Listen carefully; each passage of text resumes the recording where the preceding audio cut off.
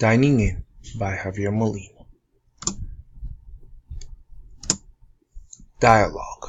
Waitress: May I take your order? Customer: Yes, I'd like a hamburger and a large order of French fries, please. Waitress: All right, and would you like salad? Customer: Yes, I would have a mixed green salad. Waitress: Okay, what kind of dressing would you like? We have vinaigrette, Italian, and French. Customer: Italian, please. Waitress: And would you like anything to drink? Customer: Yes, I'd like a large soda, please. My conversation. Waiter: What would you like to eat today, sir? Me: I would like a steak with mashed potatoes on the side and garlic bread. Waiter: How would you like your steak?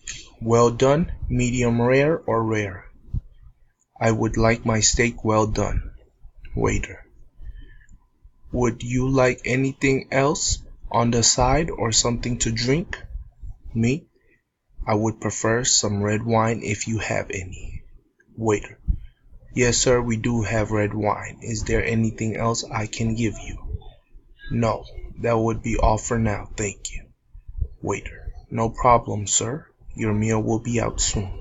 Me: Thank you.